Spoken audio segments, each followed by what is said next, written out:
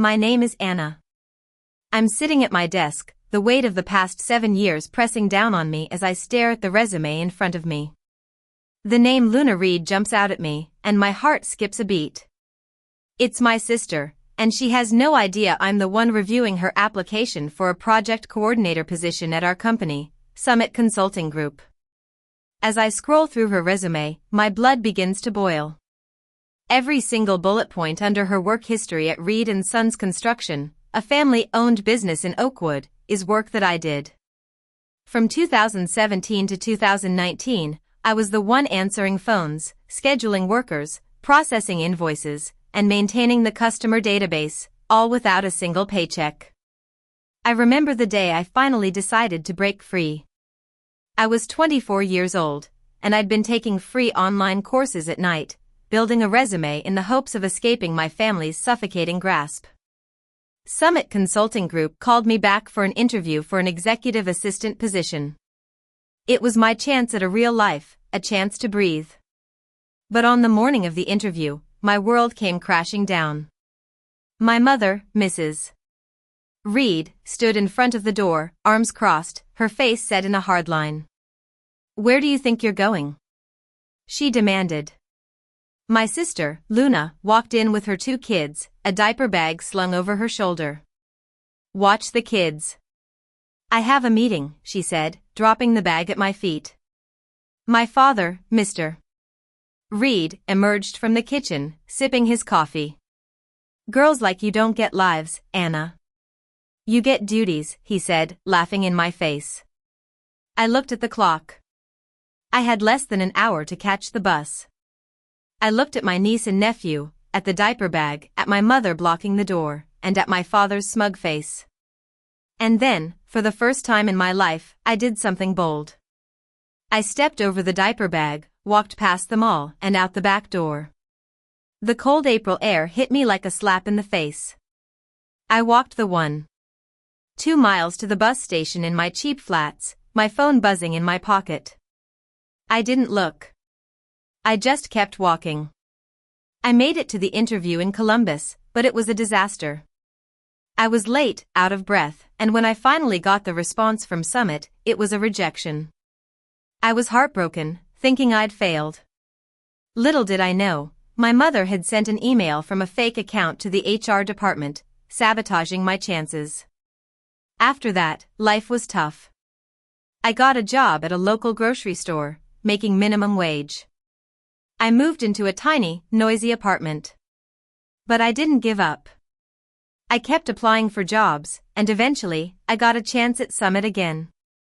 This time, as an HR coordinator. I worked hard, learning everything I could. I got promoted to HR specialist, then to HR manager, and finally, to HR director. I built a life for myself, a life away from my family. Now, here I am, 7 years later, with Luna's fraudulent resume in front of me. I have 2 options. I could flag the application and let someone else handle it, or I could follow protocol and expose the truth. I choose the latter. I call my father to verify Luna's employment at Reed & Sons.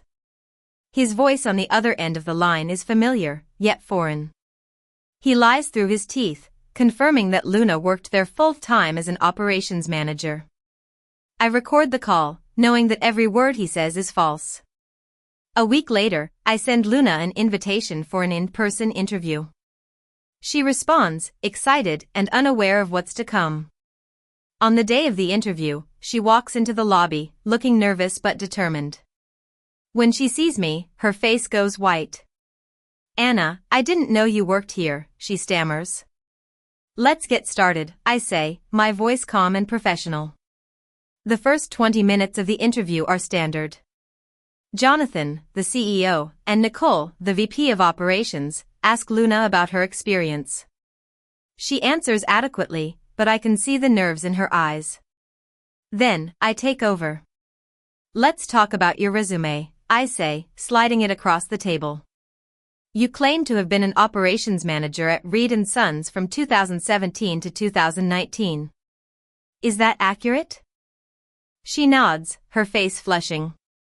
Yes, it was a family business, and I helped out. I look at her, my eyes cold. I worked at Reed & Sons from 2017 to 2019, unpaid, doing the exact job you claim on this resume. Every accomplishment here is mine, and you stole it. Her face turns red, then white. I needed a job, Anna.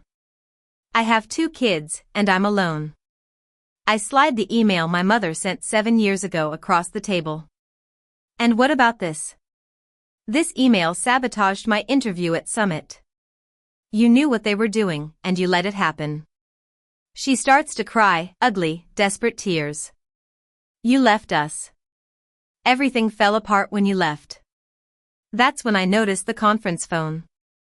The light is on, and I realize that the call I'd scheduled for later has connected early. There are 12 people listening, including Jonathan, Nicole, and some of our clients. Luna keeps ranting, not realizing she has an audience. Mom said you'd come crawling back. Dad says you're selfish.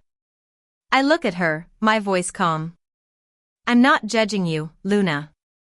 I'm conducting a background check, and you lied on your resume. That's fraud. She stands up, screaming. You think you're better than me because you have a fancy title? You're nobody. I stare at her. Finish that sentence. She sits down, her face collapsing. My office phone rings. It's Jonathan. Anna, end this interview now. Security is outside. I look at Luna. This interview is over. 2 security officers enter the room. Ma'am, you're being escorted out for fraudulent application. Luna looks at me, pleading. Anna, please. I'm sorry. I stand up, my voice firm. I'm sorry, Luna. I can't hire someone who committed resume fraud. I have to protect this company's integrity.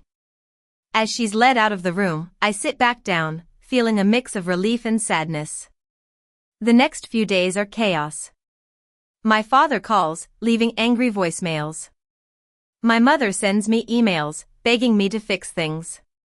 Luna shows up at the office, but security turns her away. I hire a lawyer and send a cease and desist letter to all of them. I'm done with their lies and manipulation. A few weeks later, I get a message on Instagram from my niece, Lily. She's 11 years old, and she tells me she's kept all the birthday cards I've sent her over the years. She says she misses me and that she wants to work at a big company someday. I reply to her, telling her I'm glad she kept the cards and that I'm here for her if she ever needs anything. It's the only good thing to come out of this whole mess. A few months later, Patricia, who was my interviewer in 2019, sends me an email. She found an unsigned offer letter for the executive assistant position I'd interviewed for back then. The salary was $63,500, and the start date was April 29, 2019. They were going to offer me the job, but that email from my mother stopped them.